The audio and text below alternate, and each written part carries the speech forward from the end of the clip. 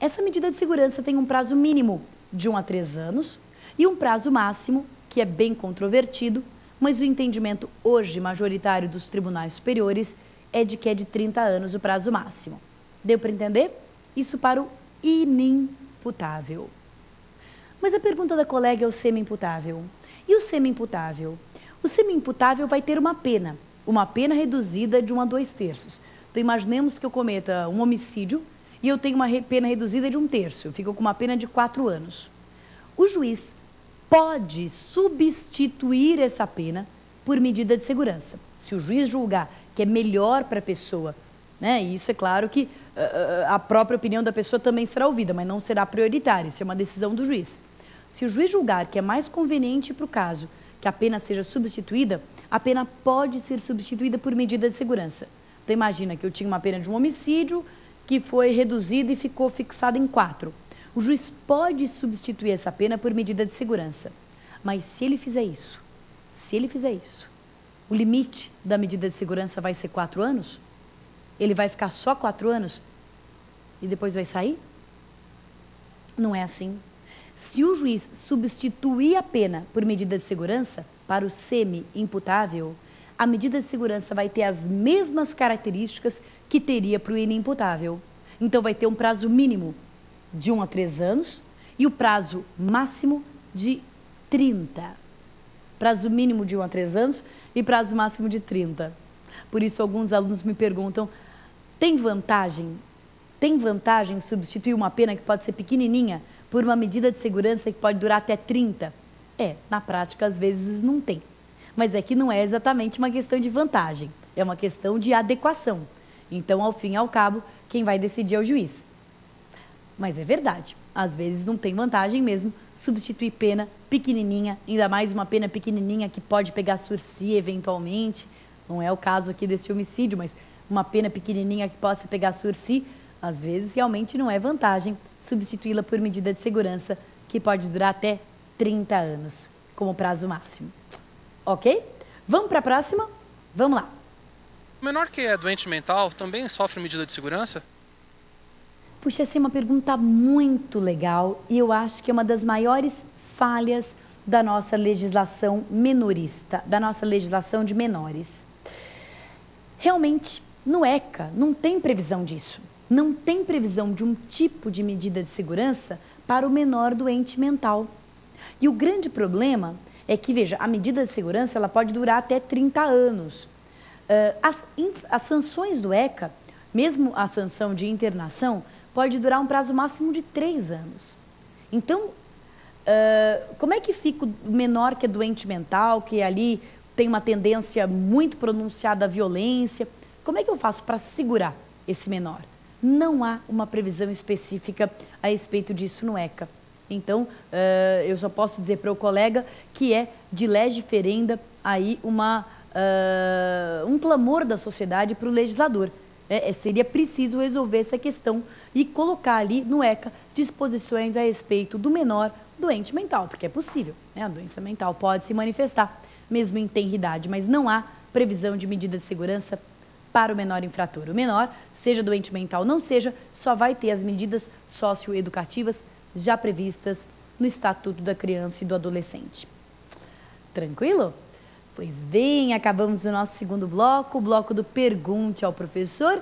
E agora nós vamos ter o nosso terceiro e último, mas não menos importante bloco. Tem umas questões bacanas que eu selecionei para vocês e eu quero muito que você tente fazer comigo. Eu fico muito feliz quando depois eu recebo o feedback, eu recebo e-mail dizendo, puxa, a minha mãe, que não é nem do direito, assistiu a aula e depois na hora dos testes era gabaritou. Puxa vida, se é assim é porque deu certo, né? Então fica aí que ainda vem o X da questão.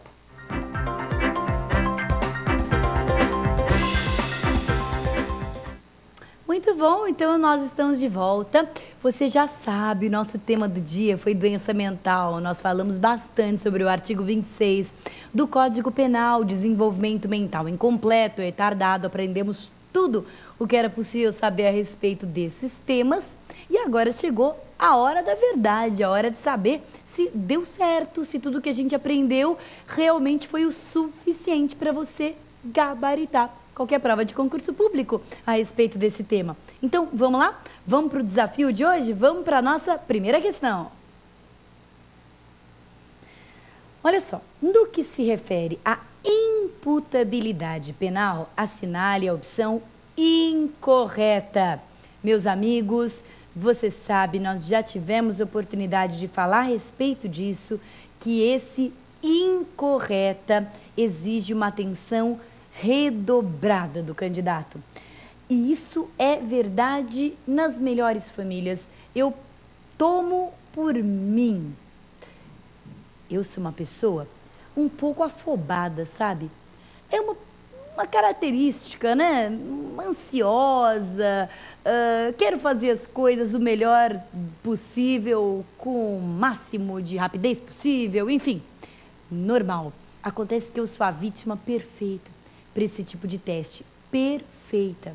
Porque, pense o seguinte, acompanhe aqui o meu raciocínio. Nós somos treinados desde pequenininhos a responder sempre a resposta certa. Quando alguém pergunta para um nenezinho de 2 anos qual é essa cor aqui, se o nenê responder que é azul, você vai fazer uma cara assim de infelicidade, de bronca. E se o nenê responder que é vermelho, você vai bater palminha, enfim, dar um beijinho. Nós aprendemos desde pequenininhos, nós fomos condicionados a dar sempre a resposta certa para as perguntas. Nunca ninguém me perguntou, que cor não é essa? Sempre me perguntaram, que cor é essa? Então, nosso cérebro tem um condicionamento muito violento e arraigado dentro dele de dar sempre a resposta certa.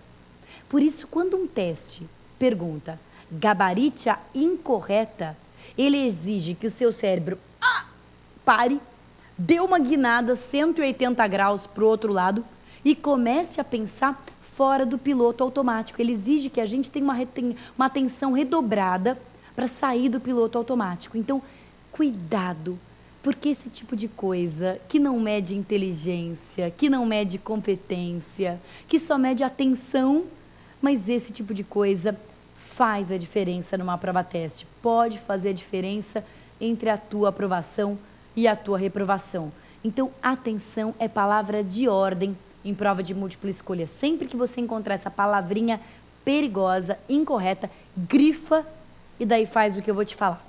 Então, vamos lá. Vamos comigo de novo para o teste. A emoção não exclui a imputabilidade penal, mas pode atuar como circunstância atenuante ou como causa de redução de pena. Isso é verdade? Totalmente verdade. Emoção, paixão não excluem a imputabilidade, mas podem eventualmente atuar ou como uma causa de redução de pena, como no homicídio, ou como uma atenuante genérica. Então, tá certa. E porque tá certa, ela tá errada e nós não vamos assinalar, não é? Vamos para a próxima.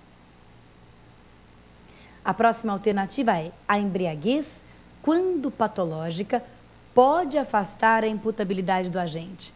Tá certo? Sem dúvida nenhuma, sim, tá certo.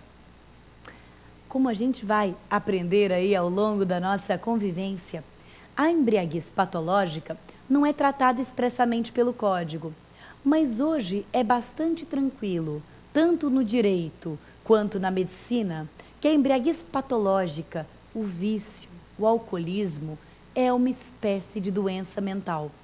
E justamente porque ele é uma espécie de doença mental, ele pode sim afastar a imputabilidade, desde que esteja presente o requisito psicológico. Em virtude daquela doença mental, o sujeito é totalmente incapaz de entender o caráter ilícito do fato ou de determinar-se de acordo com esse entendimento. Então, desde que esteja presente esse requisito, pode sim afastar a imputabilidade.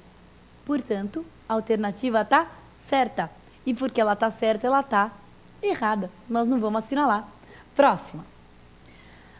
O Código Penal adotou o sistema biológico para aferir a inimputabilidade, devendo-se verificar se o agente, ao tempo da ação ou da omissão, era portador de doença mental ou desenvolvimento mental incompleto, capaz de lhe retirar a capacidade de compreender o caráter ilícito de seu ato